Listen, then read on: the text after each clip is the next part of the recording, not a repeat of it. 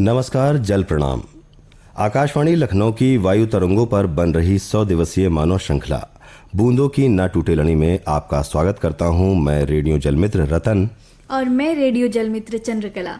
जैसा कि आप जानते हैं कि इस कार्यक्रम में हम आपको रोज किसी जल योद्धा से मिलवाते हैं जिसका जल संरक्षण में कोई उल्लेखनीय योगदान हो।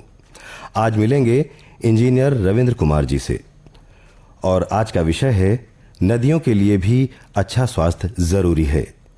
इंजीनियर रविंद्र कुमार जी, आप पेयजल विशेषज्ञ सेवानिवृत्त, राज्य जल संसाधन अभिकरण उत्तर प्रदेश, सलाहकार विश्व प्रकृति निधि, भारत, नई दिल्ली। आपका स्वागत है इंजीनियर रविंद्र कुमार जी हमारी श्रृंखला बूंदों की न टूटे लड़ी पर। सर, आपका बहुत बहुत स्वागत है। धन्यवाद सर। सबसे पहले जानना चाहेंगे, एक नदी के अच्छे स्वास्थ्य का क्या आशय है?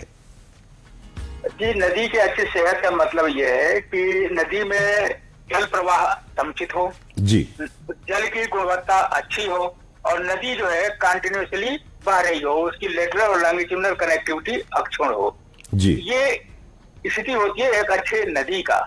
और अच्छे नदी का मतलब यह है कि वो अपने सीजनल वेरिएशंस के बीच, जैसे बरसात का समय है, गर्मी का समय है, तो सब स्थितियों में वो अपने कैरेक्टर को और अपनी क्षमता को अक्षुण्ण रह सके नदी के प्रोसेस, विभिन्न जो प्रोसेस है उसको पूरा करने में जी, और उसमें जलीय जीव जंतु बच सके, रह सके, और वो नदी इकोसिस्टम फंक्शंस और सर्विसेज जो है समाज के वर्तमान आबादी और आने वाली पीढ़ियों के लिए भी सभी जीवन रूपों के लिए सक्षम हो प्रदान करने में। जी, मतलब यह है कि जैसे नदी पानी ट्रांसपोर्ट करती है, उसके साथ न्यूट्रिएंट्स को ट्रांसपोर्ट करती है जी, और जियोमॉर्फोलॉजिकल प्रोसेस होती है, सेडिमेंट ट्रांसपोर्टेशन जिसको बोलते हैं बालू का, जी, ये कर सके नदी खुद। अब जैसे गंगा है, गंगा कहते हैं पानी रख दो 6 महीने वो खराब नहीं होगे। अब आज की स्थिति वो नहीं रही है, वो पानी में कीड़े पड़ जाते हैं।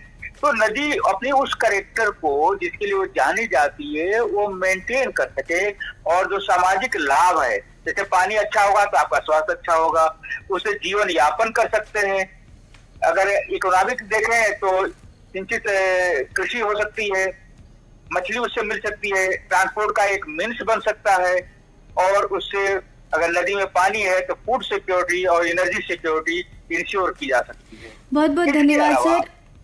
आपने नदी के अच्छे स्वास्थ्य का बहुत अच्छी तरीके से हमारे श्रोताओं को और हमें एक्सप्लेन किया है।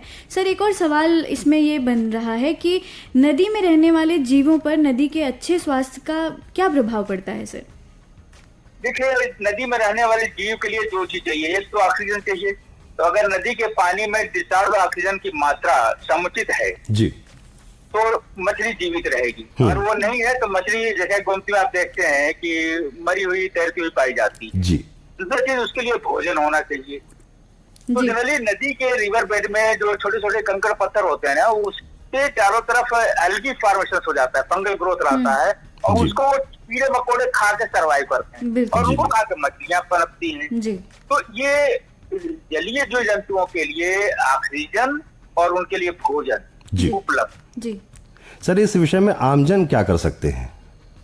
आमजन का ये है, देखिए हम लोगों ने कृषि क्षेत्र में सारा पानी जाता है अधिकांश जी, तो किसानों से मिलके हम लोगों ने सिंचित समाधीय क्षेत्र से पानी 20 से 25% बचा के नदी को भेजा, और दूसरा नदी को गंदा न होने दे। वो पहले एक आवाज बने, जहाँ भी नदी में, जैसे गोमती बैराज के नीचे आप देखेंगे गोमती नगर साइड में, तो सबसे ज्यादा प्रदूषण है, बैराज के ऊपर नहीं है लेकिन नीचे है, और फिर आगे सुल्तानपुर वगैरह में नहीं मिलता है क्योंकि वो ग्राउंड वाटर से आ जाता है पानी। तो आम आदमी को यही करना है कि नदी की जो जल को स्वच्छ करने की क्षमता है, बाढ़ को कंट्रोल करने की क्षमता है, कल्चरल एस्पेक्ट्स में स्पिरिचुअल और एस्थेटिक क्वालिटीज की जो बातें होती हैं, ये सब चीजें, और कार्बन स्टोरेज के रूप में भी नदी जानी जाती है। तो आम जन का ये प्रयास हो कि नदी के पानी को प्रदूषित न करें, पूजा पाठ की सामग्री न डालें, मरे हुए जानवर न डालें, डेड बॉडी का डिस्पोजल न करें,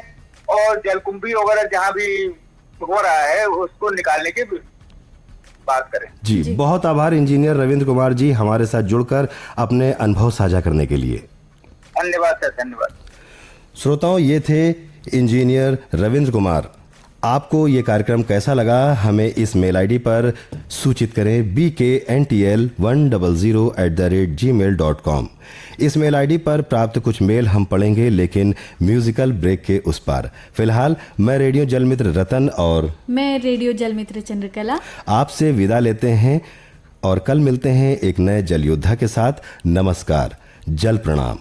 सुनते रहिए 100.7 FM, क्योंकि जहां हैं आप वहीं हम।